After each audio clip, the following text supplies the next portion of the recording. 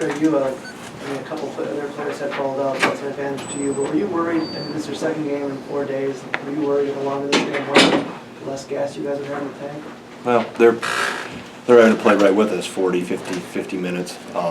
So no, we had, as the players mentioned, we had plenty of opportunities, even in regulation, to either, we did a great job of coming back, of clawing back from 13 down.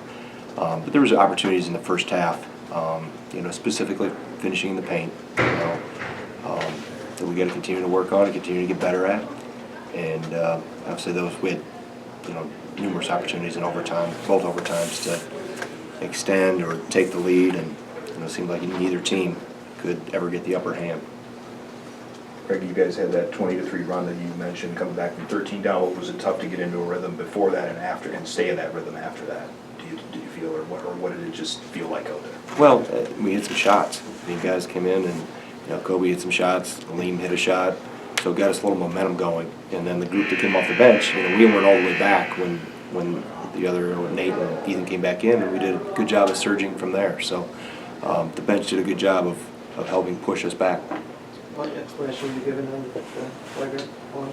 That he swung his elbow, and that I have to see the tape. I didn't go to the monitor. They won't let you look at the monitor and play. So I'll look at the tape and see what it is.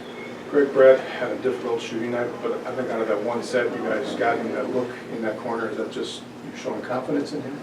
Yeah, it was one of the options out of that. Okay. I mean, that one where it rattled in. Yeah, rattled in, rattled out. Yeah, I mean, he took some tough ones, but he had also some wide open ones that he's made a lot of threes for us over his 2 years, and obviously tonight he's struggling. What's your take on Romeo Langford? What stands out to you the most? Good player, pretty complete, big, athletic. Yeah, he's a good player. It doesn't take a rocket scientist to see he's pretty talented. How do you game plan for a guy like that? And then also, did you feel like you executed the way you wanted to defensively and he just made shots, or were there things you could have done better? We made some mistakes on him. He made us pay for mistakes. You can't do it with one guy. You got to do it with your team defense. But we let him get to what he's good at, which is his right hand, too much. Does that include that last shot? Because it looked Yeah. like maybe he caught Cleo off guard a little bit. It needed to be exchanged, and it didn't get exchanged. What do you see from Race Thompson? He's a new guy for them, obviously coming back from. Yeah, I've seen Race. I watched him in Minnesota. I mean, he's young, so he's still trying to figure out what college basketball's like and growing and developing. So he'll be a good player. He brings a physicality like Ethan mentioned, but I know he was out for a while with concussion, so he's still trying to get his whereabouts and get his legs underneath him and get into a rhythm. Greg, you've talked about all the close games your team's dealt with across the board. Any concern that at some point they're going to start to wear mentally on the team? Well, we've won a lot of close games too. We've won more than we lost, and so I think as you look at the bright side of it, we've been extremely competitive with everybody we've stepped on the floor with, and this was one that we weren't able to close out.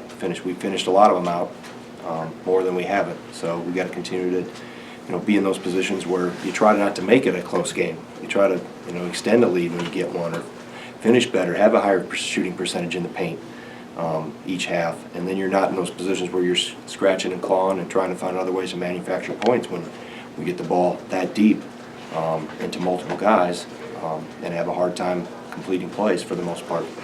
Ethan kind of talked about Juwan a little bit. From your perspective, what makes him so difficult to deal with on either end? He's versatile. He's really improved in his development over his time here. Has been